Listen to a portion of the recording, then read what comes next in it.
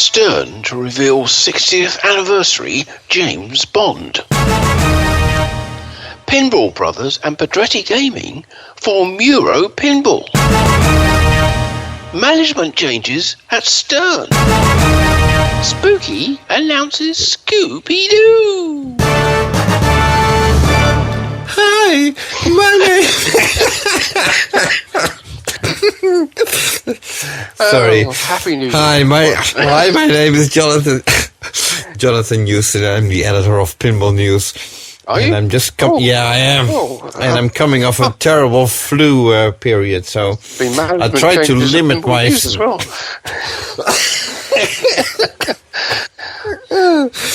So I'm trying to limit my talking because I'm short-breathed and coughing a lot. Oh dear. Okay.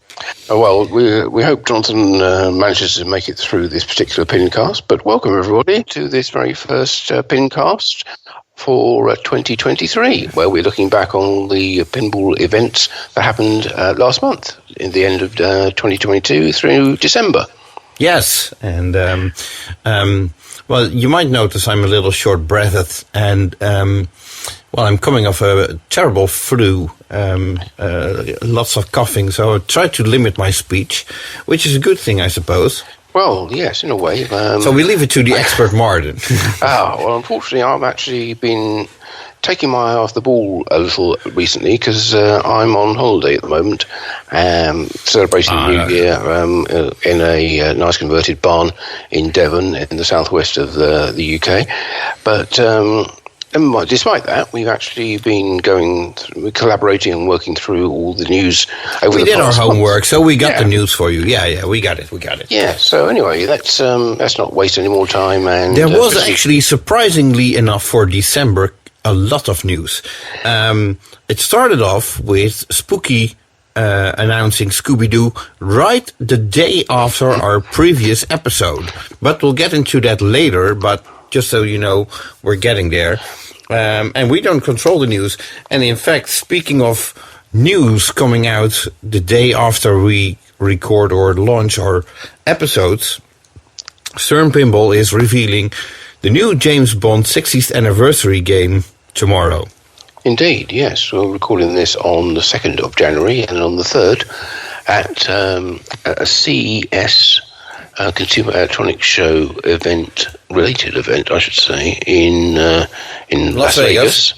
They are supposed to be revealing the 60th anniversary version of James Bond 007, which is the single level game designed by Keith Elwin, which is limited to 500 machines, and was notably absent when they revealed the Pro, the Premium, and the limited edition versions of James Bond back in, when would it be? November, I think, wasn't it?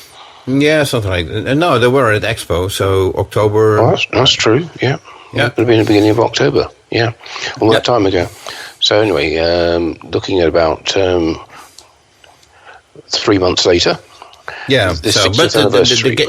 This game will cover the entire spectrum of James Bond films, including all 6 actors that portrayed James Bond. Right. And it's going to be, as I said, it's limited to, I think, 500 machines globally.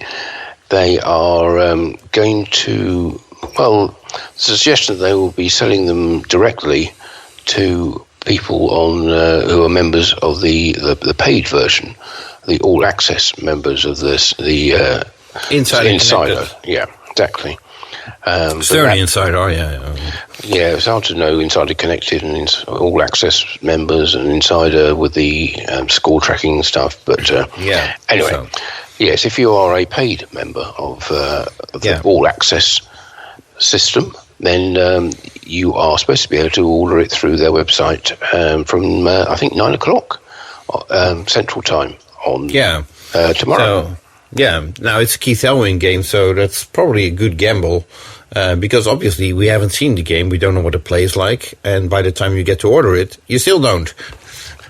No, and we kind of assume that with only 500 available, it will sell out almost immediately. But then there's the issue of pricing, because no pricing has been announced either so far. So you don't know what it looks like, you don't know what it costs. But you can order it, apparently. Yeah. So, but the interesting thing with the pricing is there have been rumors that there would be a similar strategy used by Stern as they did with Beatles, where distributors had to buy a lot of 10 games for a fixed price, but they were free to set the price on individual games that they would sell. So they had to buy 10 different 10 games, 7 of one model, 2 of the other model, and 1 of the most expensive model in the Beatles range. Yes, and they were free to set their own pricing, which resulted in quite a lot of distributors still being stuck with Beatles games. Yeah, that's right. There's still plenty of them around. They were limited to 1964. Yes. 1964, and I don't think they even produced that many games. No, almost certainly not. No, that was the total across all different versions of the game. Yeah. But yes, there's certainly still plenty of the gold ones around. I see those coming up for sale regularly, new in box from various distributors. So anyway, well, we're talking about James Bond now, and so this is going to be the 60th anniversary edition. It's going to be announced at a CES unveiled event at the Mandalay Bay.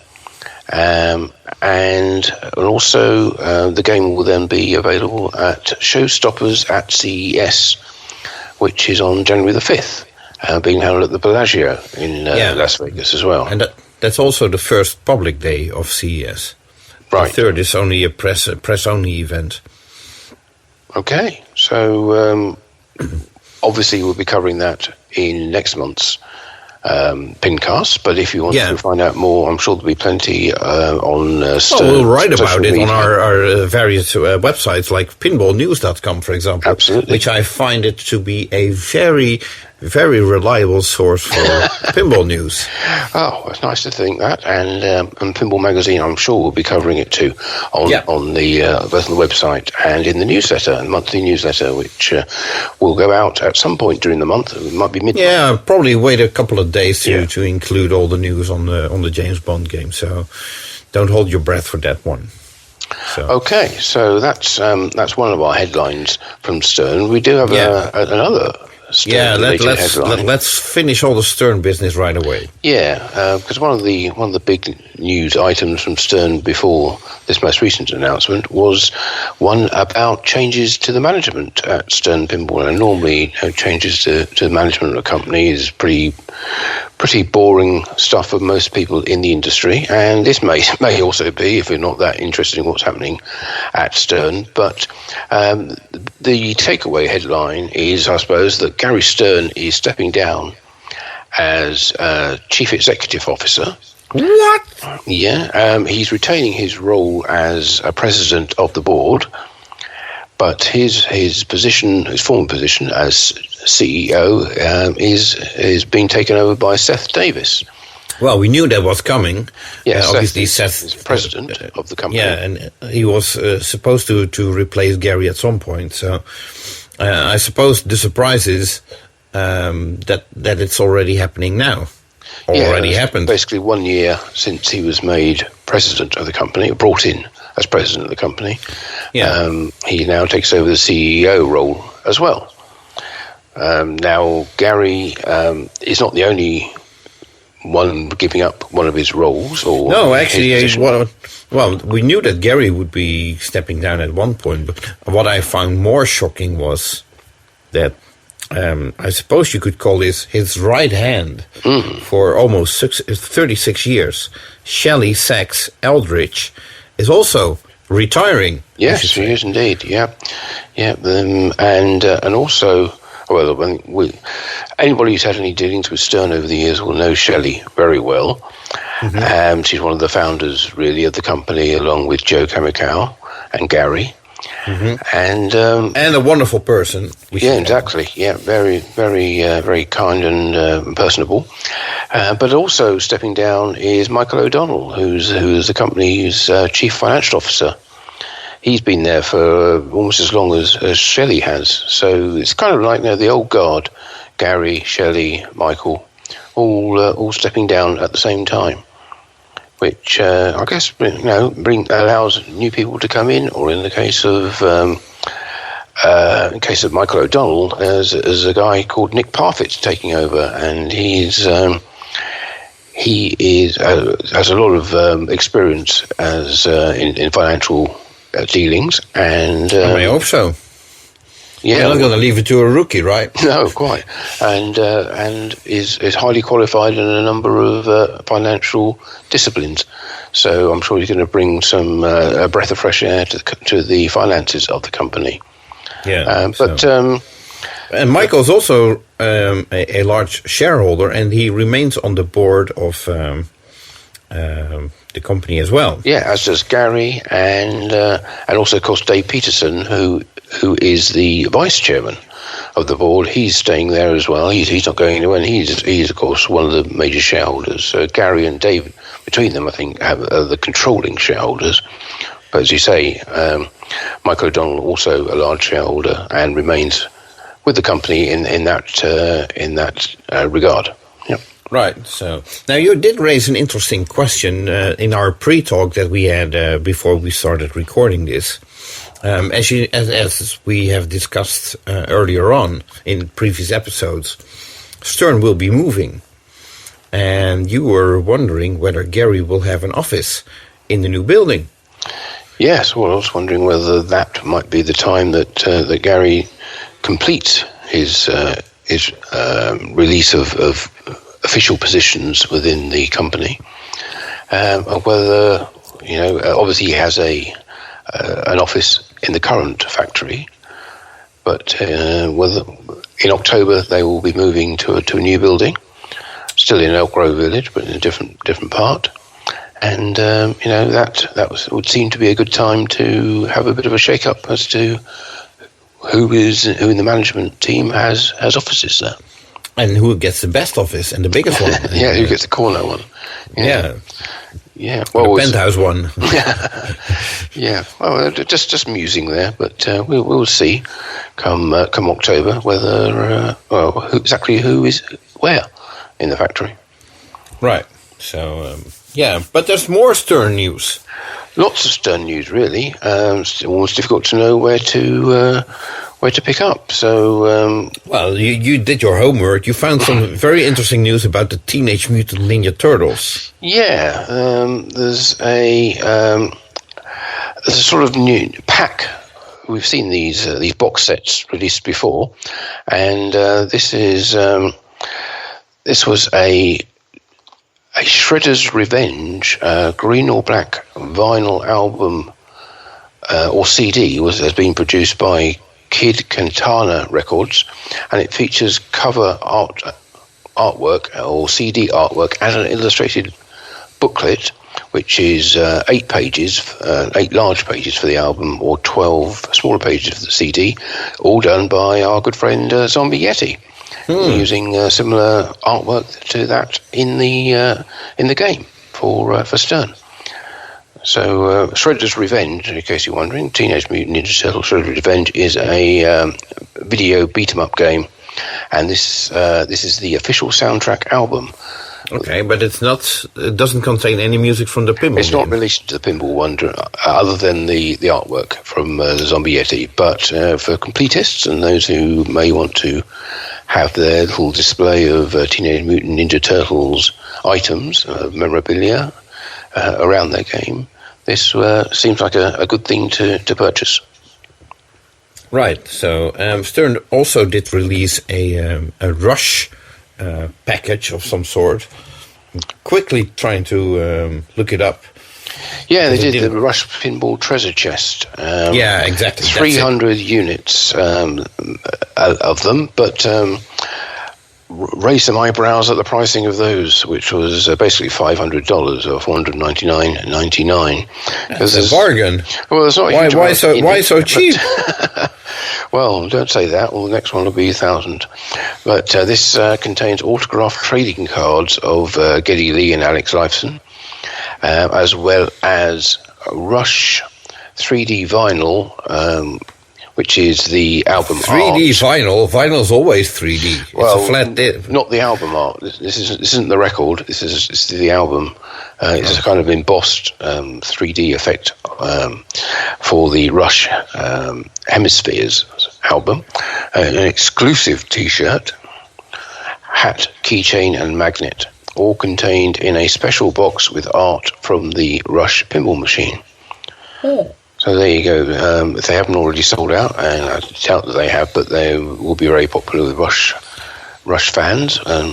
All 300 of them? Yeah, that's right. Well, if there were exactly 300, they would have sold out.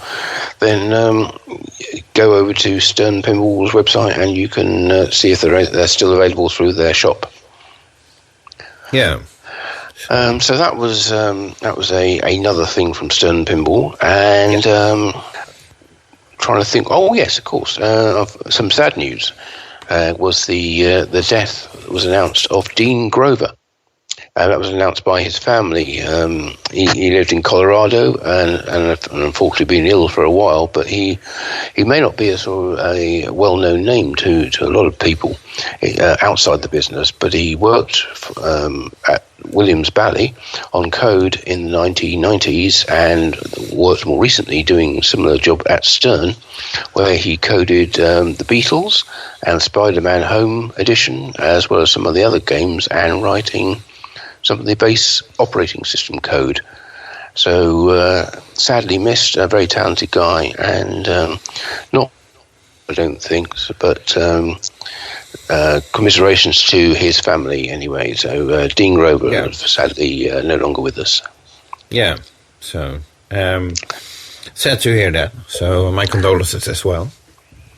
I understand George Gomez has been interviewed. Yes, by Joel Engelberth of the Just Another Pinball Interview podcast or video, whatever you want to call it. It's on YouTube. He also does shows on the Pinball Network.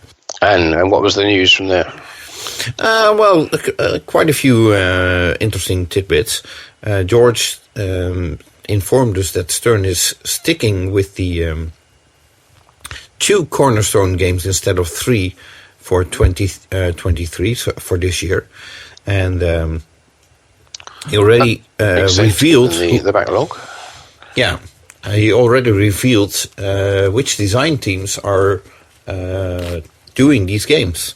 The first one being Brian Eddy and Dwight Sullivan, with artwork by, I'm not sure if you're familiar with this guy, Zombie Yeti. Sounds familiar. Yeah, and the second game is designed by Jack Danger with Tanyo Kleiss on software, and artwork by Zombie Yeti. Oh, any chance? Yeah, you heard of him? Yeah. I think so.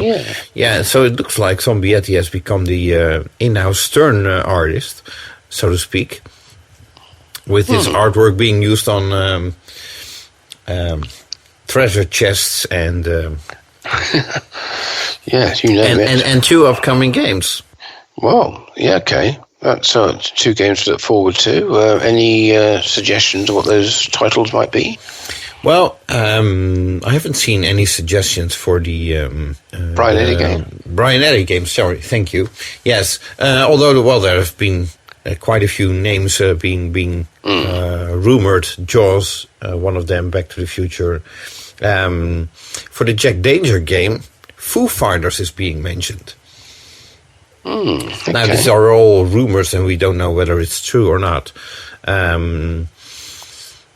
Zombie Yeti, that artist that I just mentioned, that we never heard of before. Oh no, we did. Sorry, Jeremy. No, he did some tour posters for the Foo Fighters as well, which makes it basically you can tie him to either Brian Eddy or Jack Danger. If either of days would be doing Foo Fighters, then Zombie Yeti seems like a logical choice for artwork. But then again, it could be different themes as well. Yeah. Okay. So, so just those two cornerstone games in 2023, but maybe some other studio games or home editions or other games. James Bond 60th anniversary is also coming out tomorrow, so it's not a cornerstone, but it's still a new title. Yeah, it's true, and although it has been announced before, but it hasn't been revealed until now. So, is that announced? Is that a 2023 game? That's the question. Well, we haven't seen it yet, so. Yes, we don't know when it's going to be available either, given the backlog on buying new games. Well, you never know these days. I mean, with every manufacturer, if you're not one of the first to order, then you're waiting a year. That's about right. Yeah, at least in some cases, and even longer. But we get on to that later with some of the other companies. Yeah, don't get me started. No, but also while we're here, a couple of bits of new code. Oh God! Yes, I know. Everyone loves new code.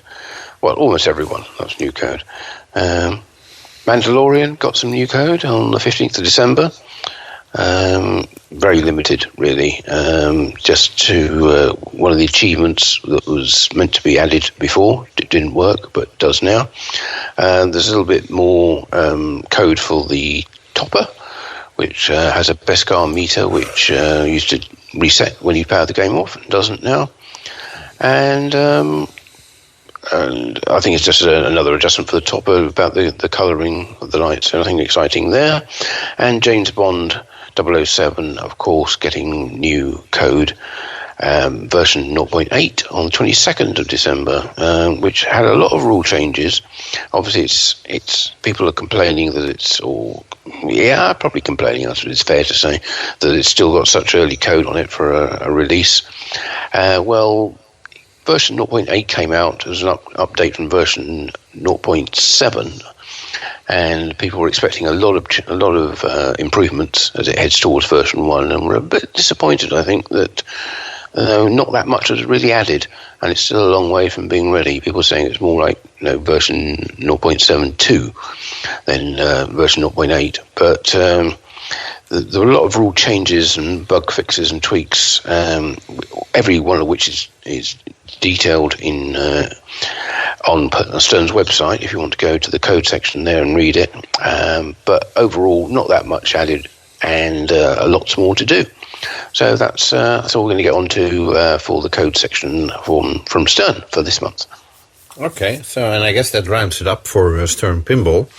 But plenty of news, and of course we'll be covering the reveal of James Bond 60th anniversary tomorrow.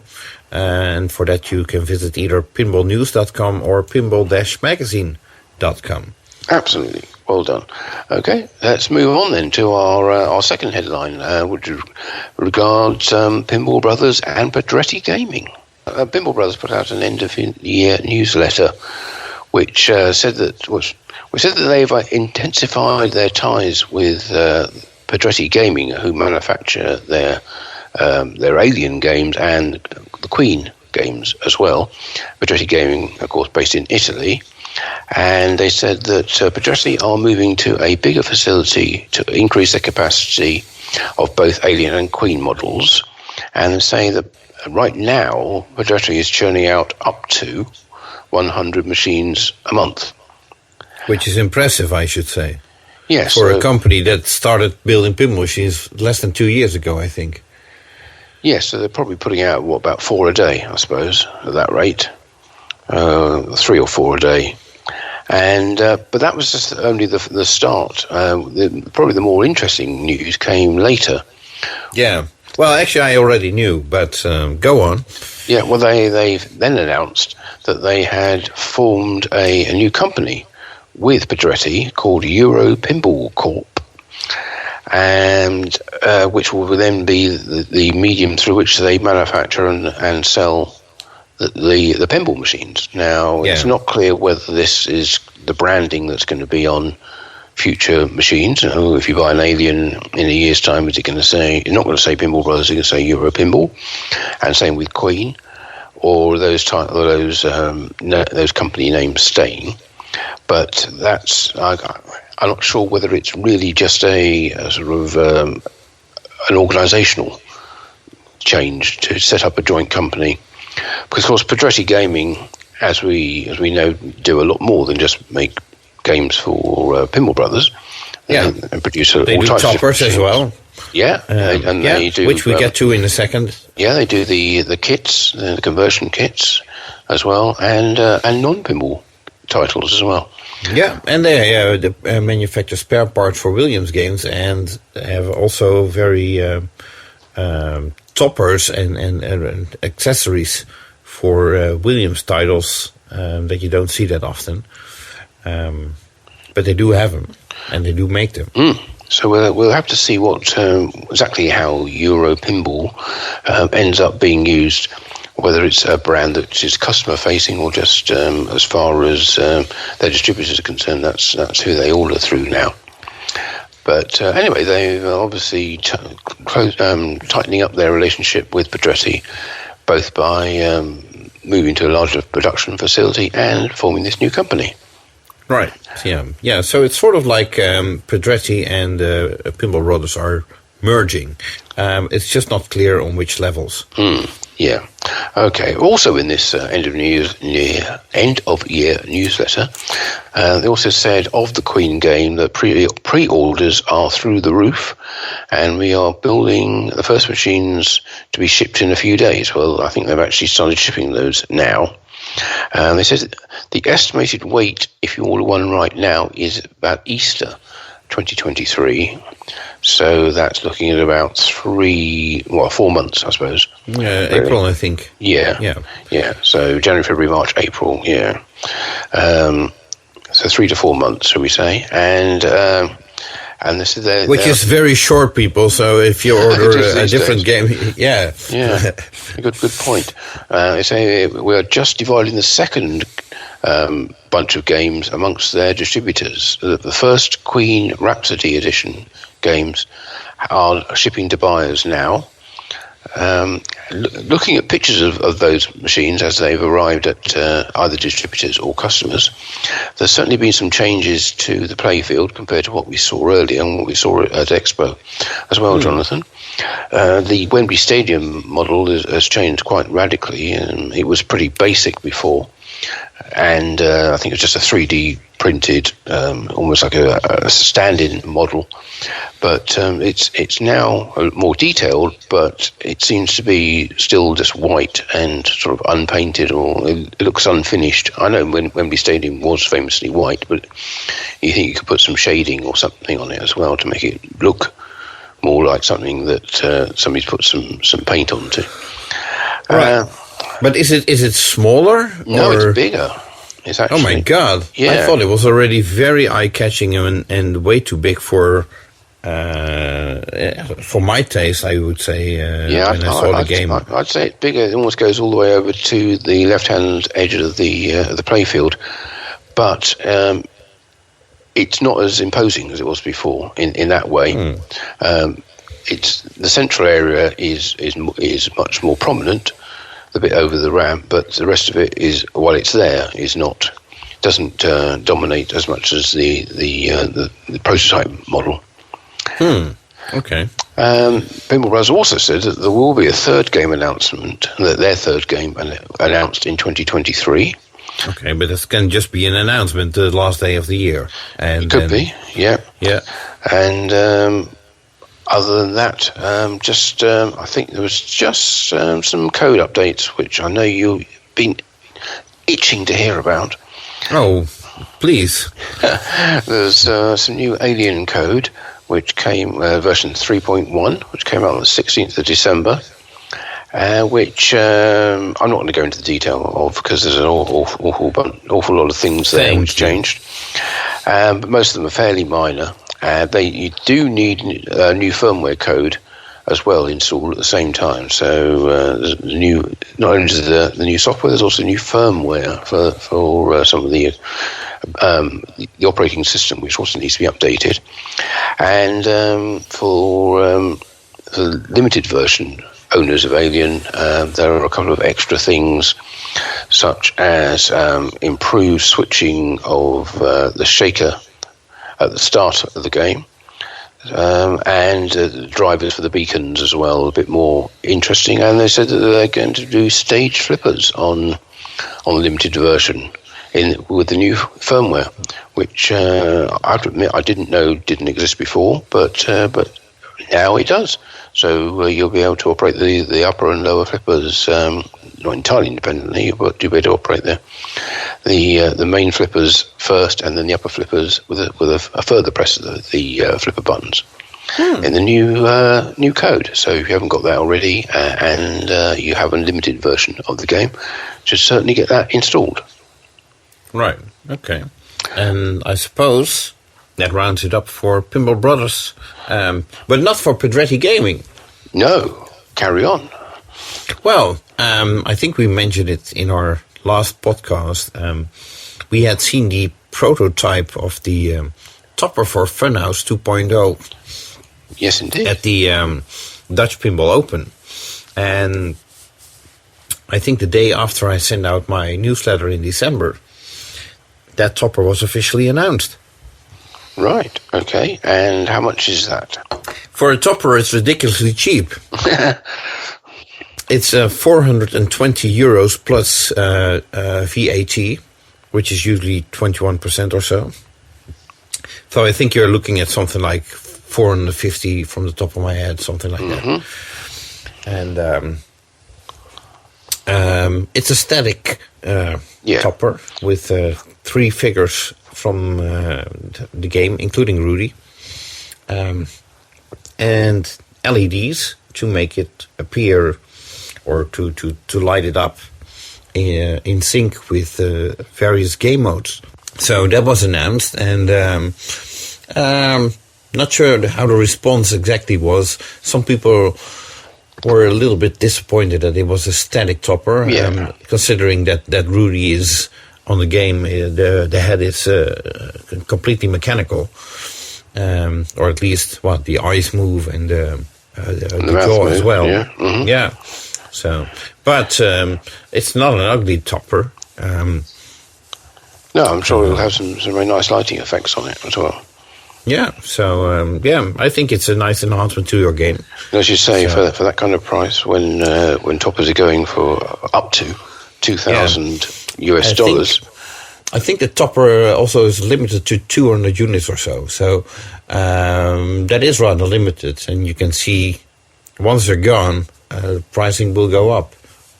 Probably. Yeah, so I'm just wondering where people would get that if they wanted it. So I guess the same place they got their Funhouse 2.0 kit from. Yeah, Pedretti has their own distributors. If you look up their Facebook page, I think there's a link to various distributors over there. Okay, very good. Right, so we then move on to our fourth headline of December 2022. Fourth? Oh, yeah. Yeah, I know. It was that busy. We had 4 headlines, and as you mentioned at the very start, at the beginning of the month, straight after our last PINcast, there was the announcement by Spooky Pinball of their next game. Yeah, Scooby-Doo, where are you? Yeah, which was I was saying to the press release, where are you? Because yes. I didn't see any. No, the title always strikes me as weird because it asks a question, but the name of the game doesn't end with a question mark. It ends with an exclamation mark. So Scooby-Doo, where are you? No question.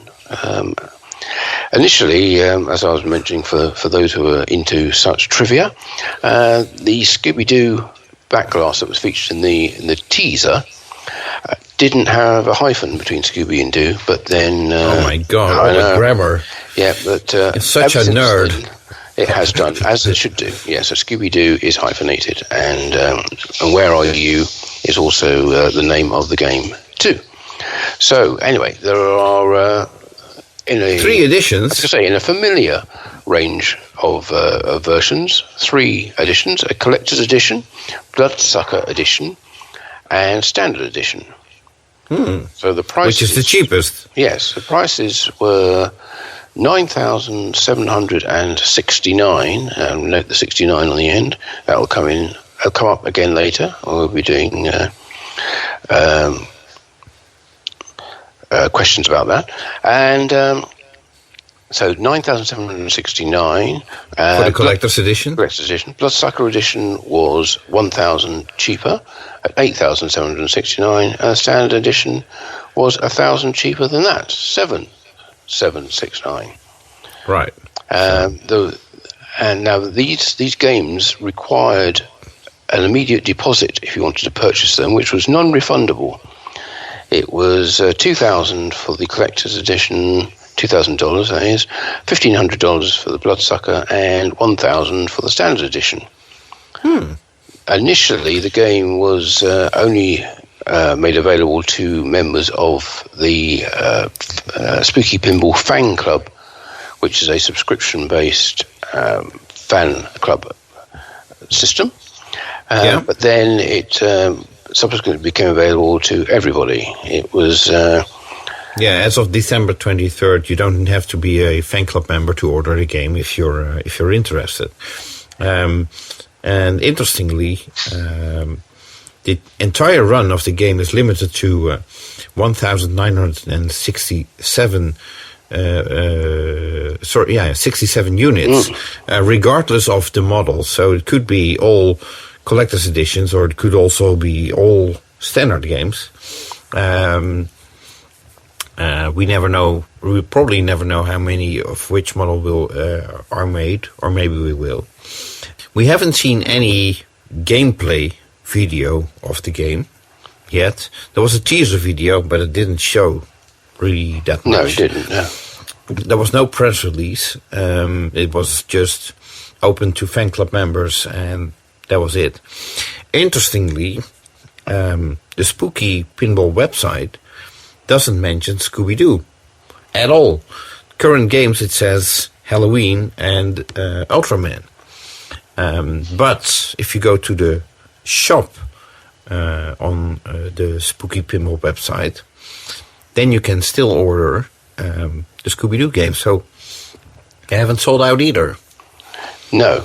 If they do sell all 1,967 units, it will be their biggest run of games of a single title to date. So it's quite a stretch for them to do that.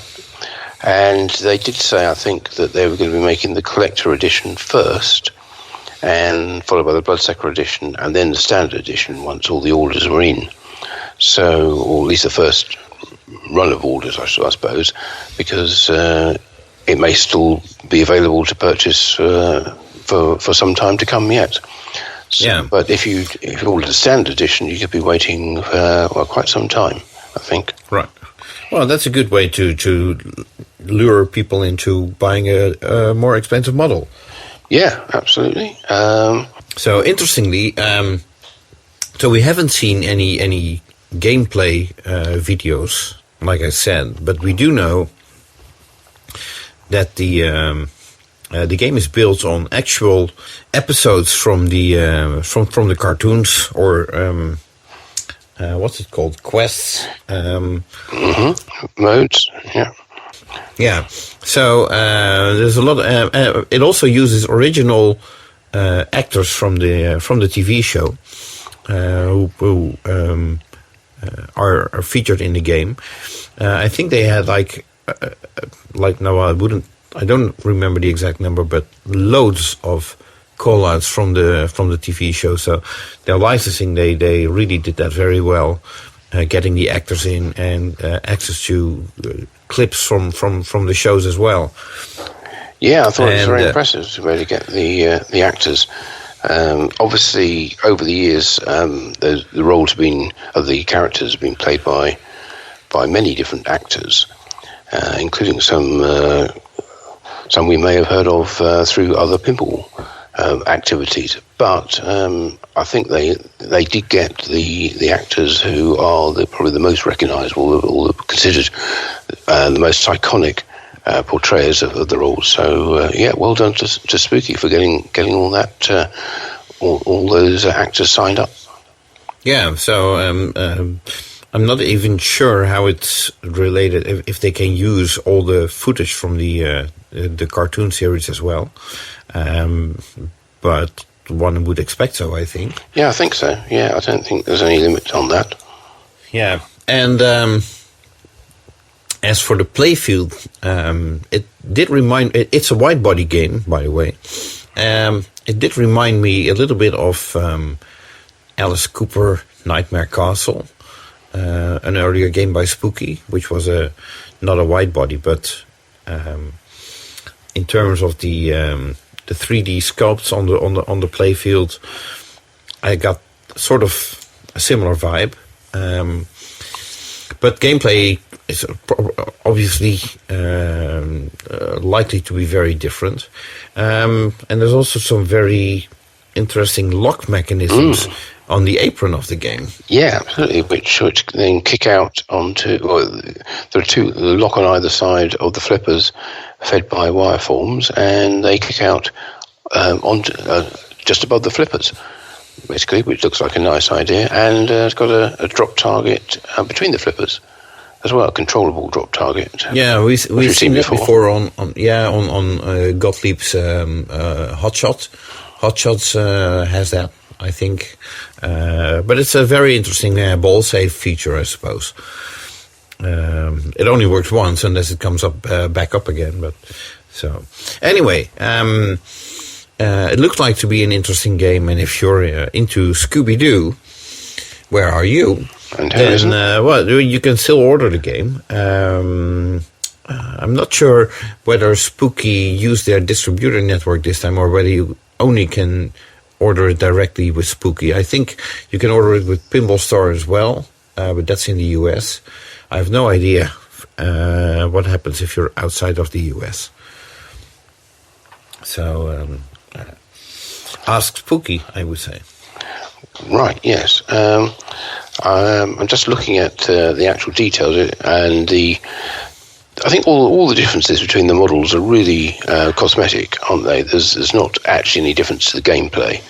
There are no features taken out of the collector's edition to make the standard edition or anything like that.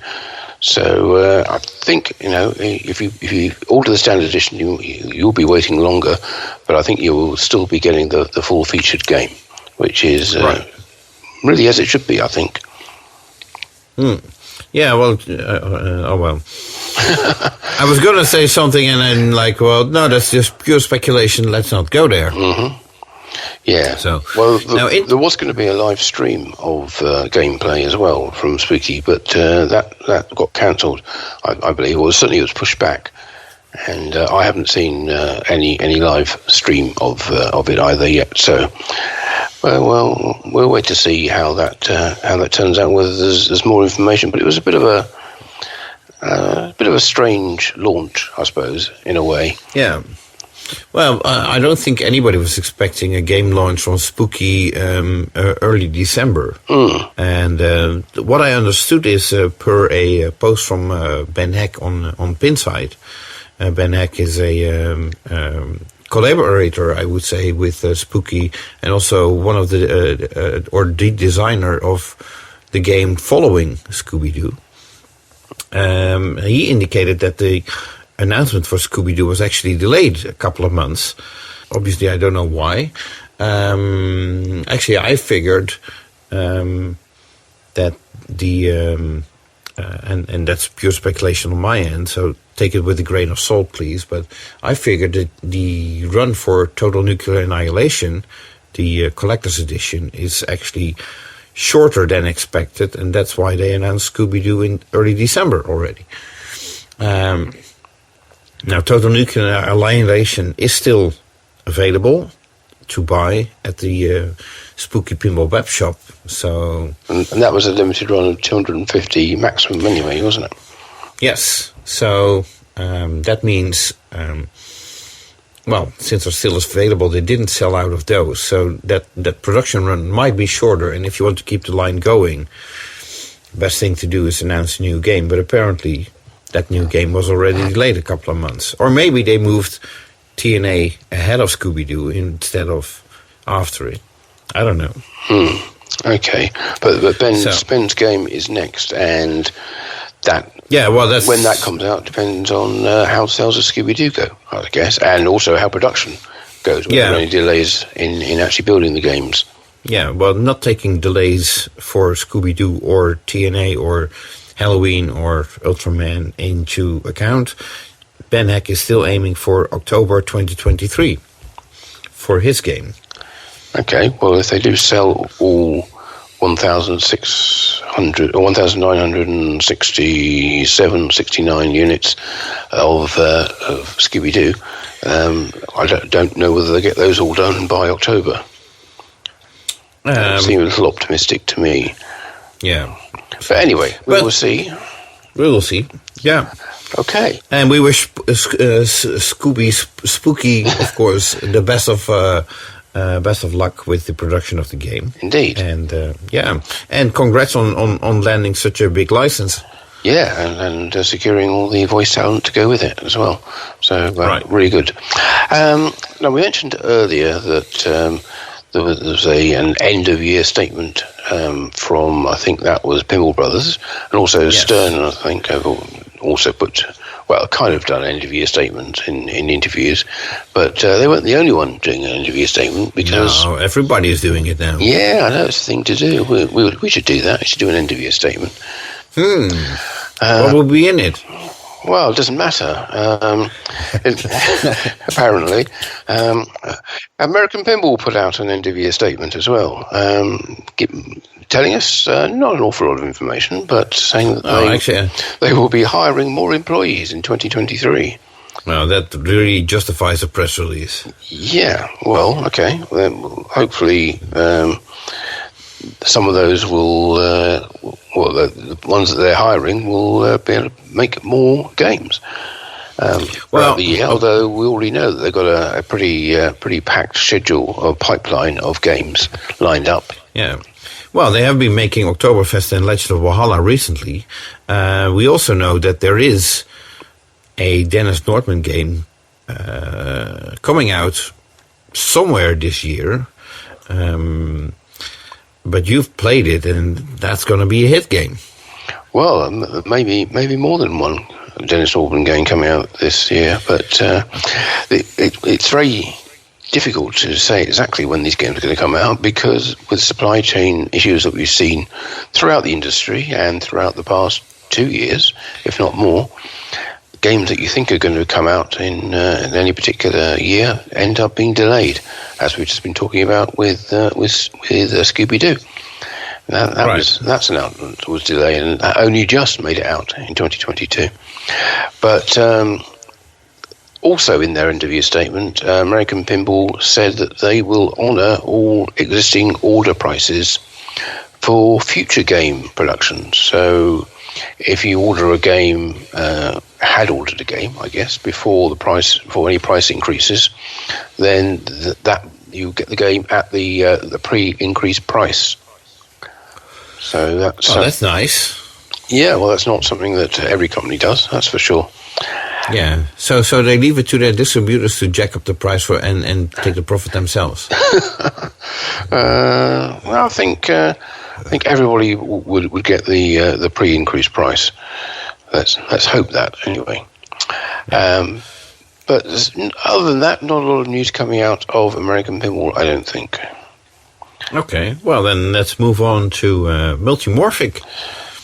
Oh, have they sent out an end of year statement as well? Well, let's call it a newsletter, but it was in December, so you could call it an end of year newsletter. And basically, what that newsletter said was, if you're ordering a P3 with a game, your current waiting period is 12 months. Still, yeah, I think it's been that for a while now. They have been increasing staff, but the number of orders is also increasing, so that sort of keeps it in still 12 months. They also have been increasing the amount of support videos on the website, and have been doing some live technology streams. Ooh, technology. Yes, that's right. Yes, I've seen those publicised, but I've been away and not being able to watch them at the appointed time. Good. I'm sure you can watch them back on YouTube. I'm sure you can. I'm sure you'll be able to get them through the multimorphic.com website. Yeah, so 2 new games in 2023 have already been announced, or they have announced there will be 2 new games. Yes, we don't know which ones they are, but each will have their own playfield. Sorry, I know it's. I'm choked up about it as well. It's very emotional. so emotional. But two new titles with each with their own playfield module, bringing the number of P3 playfield modules to a total of 8 right now. Yeah. So well, that's, it's 6 right now, and it will be 8 once those games are. Lexi Lightspeed, Cannon Lagoon, Cosmic Kart Racing, Heist, Weird Owl, and Drained, the most recent one, of course. Those are the current 6, and then there'll be the 2 new ones in 2023. Yes. So, okay. And Jerry and his partner became parents. Indeed. They had a little boy, I forgot his name, but congrats to them. Not sure if we already mentioned this, but just popped in my head, so I figured I'd mention it as well. Yes, good point. I remember seeing that as well. Yeah, so congratulations to the happy couple there on their new latest release. Yeah. So, moving on to, let's go to Chicago Gaming. Oh, any news from them this month, or no end of year newsletter, announcement, statement? No, it's been very quiet from them on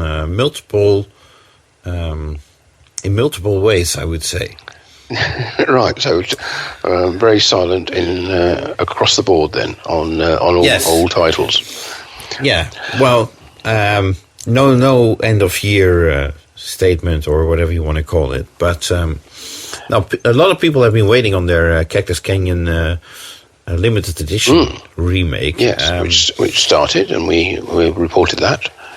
Yeah, and then it stopped. Oh. Or it moved forward very slow. Oh, very good. Yes. Okay, so... And but there was no explanation whatsoever. Oh, there never is from Chicago Gaming. No, so... They do what they do. But it's certainly surprising that having announced that the Cactus Canyon remake limited editions are now being delivered to buyers, that they're suddenly not anymore. Or only very slowly, as you said. Yes. So, I'm sure there are reasons beyond our imagination that. Well, I mean, if Chicago Gaming aren't saying anything, I'm sure that that Homepin would be trumpeting their latest release. This is Spinal Tap across all social media outlets. Is that what's been happening? No. No. No. Oh. No. It's very interesting. Homepin in Taiwan have been working on This is Spinal Tap, which is a license. In some people's eyes, a very good license, I'd say. And so the game has been revealed at Pinfest Newcastle in Australia. Mm-hmm. I think that was in October, early October, something like that. In September, I think, even. Yeah, okay. So 2 games present with some trouble, I would say, or needed some servicing during the event. And, So Mike was present, Mike, the owner of the company. Mm-hmm. He took notes. they shipped the game to the Pinball Hall of Fame in Chicago. No, in Las Vegas. Sorry, in Las Vegas, indeed. Yep. Yeah, so we know of 3 games in existence, and we haven't heard from Homepin anything about this Spinal Tap ever after that. No, they have been posting about what they've been up to. Yeah, which is basically replacement parts for Bally Williams games, which is their core business in the first place. So they're working on a transformer for the WPC games and other stuff as well. But it's completely gone silent on This is Spinal Tap. Okay. Well, I mean, they did say that. Mike said that the company wouldn't be promoting the game and would be leaving it up to distributors to do all the marketing for it. But we haven't seen any marketing from anyone about it either. But you think they'd be trumpeting it if they were building it. So perhaps they're not building it. Well, if they were building it, they would probably show that they are building it because it's still the factory's Facebook page. Yeah, and they're posting about other things they're making. Right. So. Yeah. Oh well, let's hope all is well and that we get to see Spinal Tap on more locations soon. Yeah, absolutely. Let's get those games out there. There's a lot of people being very, very interested in that theme and want to play the game. Wow. So, who else has been posting about what they've been doing? I'd say Pinball Adventures. Ah, right. Okay. So in Canada, based up Vancouver area, building Punny Factory and also working on Element, their next game. But so far, no information about when Punny Factory will be completed, when it will be available, how much it will cost, where you'll be able to buy it. Nothing about that. We do keep seeing pictures being posted of them, of games being built or playfields being populated, and various elements, pardon the pun, of the game, such as the machine itself and the smokestack, which are very nicely decorated. But as it has been for, I won't say months, but might even be years. Punny Factory, we know all about it. We know what it's like, but we haven't seen any in actually being made or going up for sale. Yeah, or even being presented at shows. Yeah, so it's a funny situation, but I'm sure it makes sense in some regard somewhere. But basically, little advance to report this month.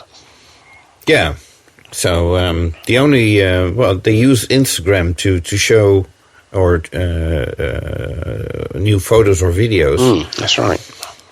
Yeah, but really isn't anything much. That's all that's happening, as far as we can see. Yeah, people on there are posting questions as comments to do the picture, saying when's it going to be available, and they just don't get a reply. So strange for a company to ignore potential customers, but there you go. Yeah. Okay. Well, let's move on to someone who is addressing their customers' needs a little more successfully, and your compatriot, Dutch Pinball. Yeah.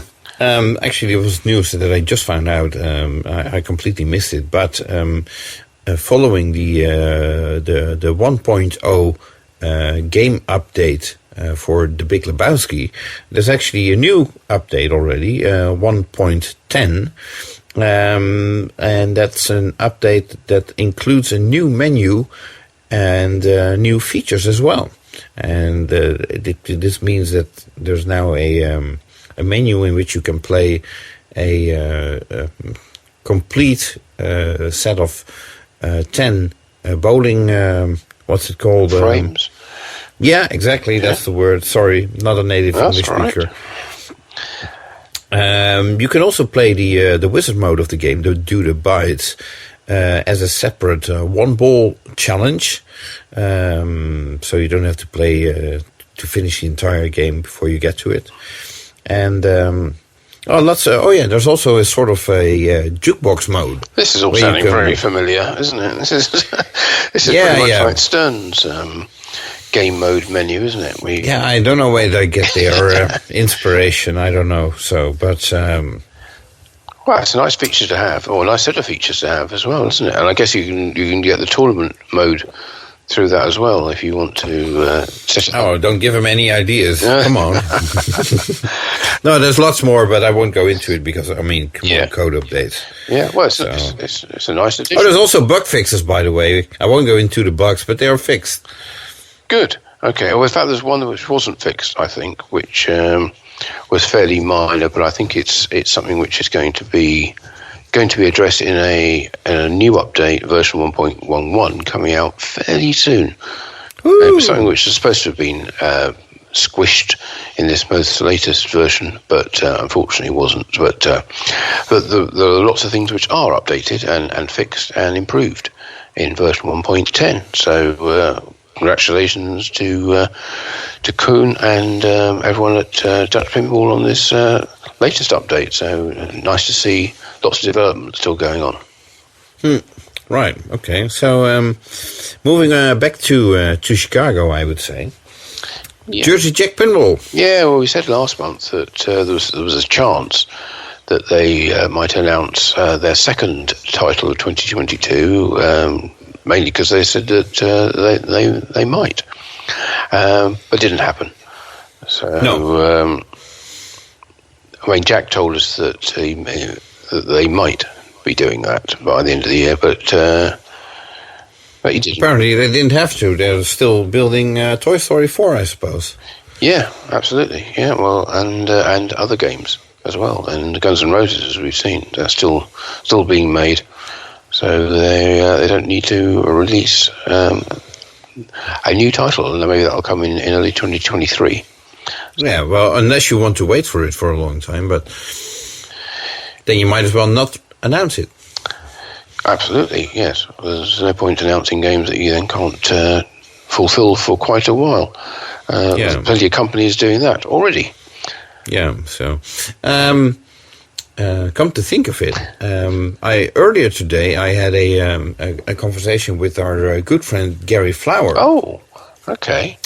Yeah, and if we're talking about the release of games, he mentioned to me that the earlier announced two titles that Stern will be releasing as cornerstone games apparently are scheduled for March and June.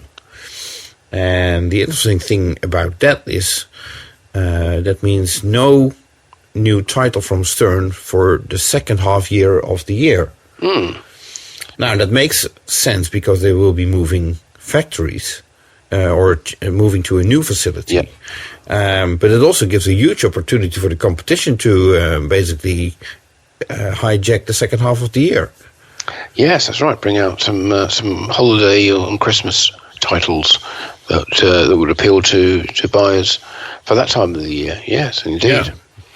So I just had to think of that. But since we're talking about Gary Flower, and it's the new year, how about we give him a call and wish him a Happy New Year? Absolutely. Yeah, let's do it now. Yeah? Yeah. Let me get my phone. Okay, I'm calling. I'm sure he's available. Hello, Gary. Oh my God, what's that noise? Are you in a war zone? I didn't know you were visiting Ukraine. Too soon. I guess there's some big celebrations going on wherever Gary is to welcome in the new year. So, I don't think we'll be able to talk to him over all that, will we? If you can hear us, Gary, Happy New Year. Yes, indeed. From Martin and me. Well, we'll see if we can get back to him later, but it doesn't sound like we're going to be able to talk to him this time. So let's hang up there and carry on. I wonder if he can still hear us, because, I'm completely deaf over there. I'm sure he's having a fun time anyway. Right. Right. So yes, we're talking about more to serious news now. Yeah, talking about companies who announce games and don't necessarily have them available to send out straight away. But Haggis Pinball, well, we know about the Fathom Revisited title they announced some time ago, and some of those are starting to be available. Yeah. Who's got some of those? Who's had a shipment of those? Well, RS Pinball in Austria is the European distributor for Haggis Pinball. They shared a post on their socials that they received at least 6 games, because they showed 6 boxes of games. I'm not sure whether they received more, but 6 games at least.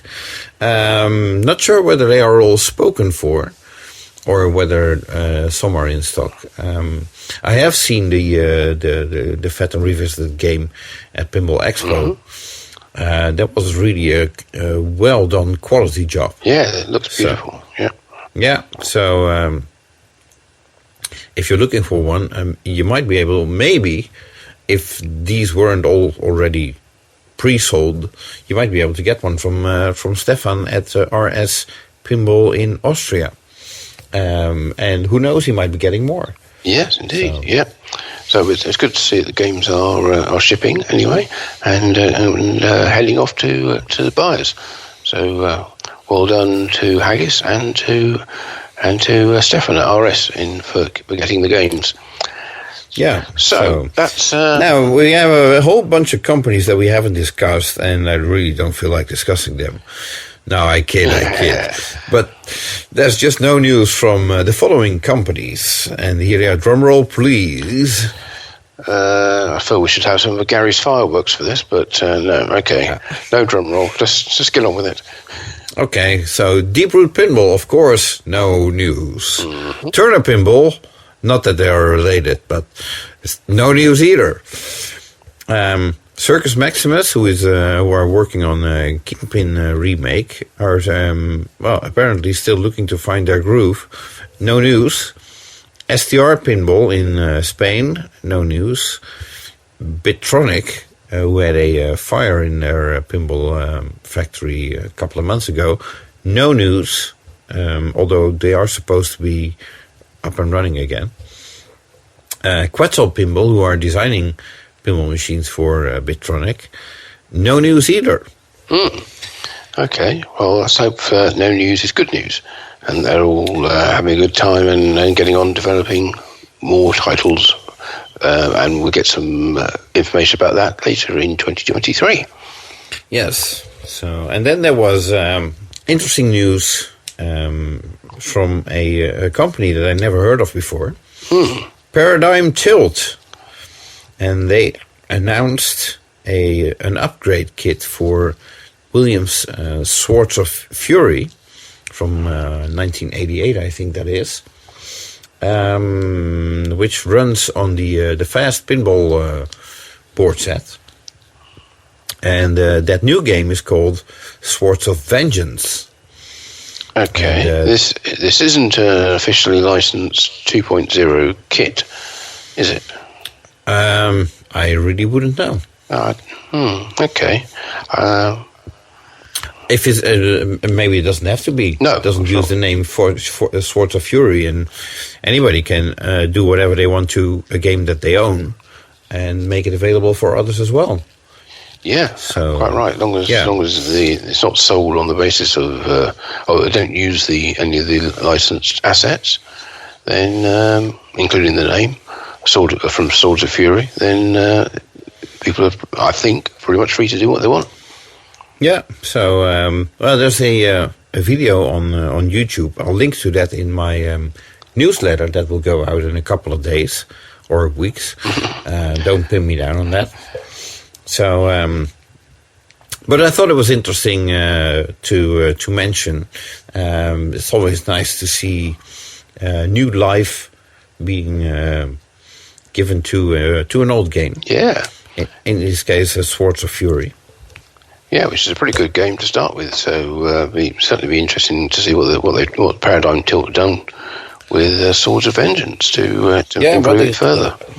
There's this video that I highly recommend to check out, and it gives you great detail of what they have been doing, and it looks quite impressive. So, excellent. Okay, I think that's about it for the news list from December 2022, don't you? Yeah, I think so as well. So, without further ado, let's just say our goodbyes. Okay, well, thank you for listening to this PINcast.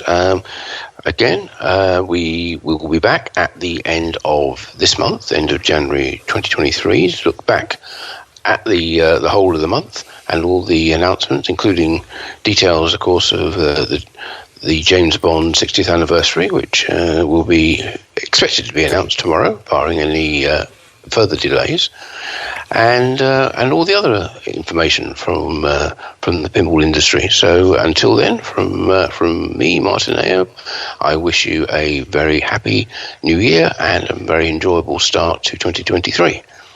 Yeah, and the same goes for me. I wish you all the best and a fabulous, fantastic 2023. And we hope you'll be back to listen to our PINcast early February. Okay, so until then, yeah, bye-bye. Bye-bye.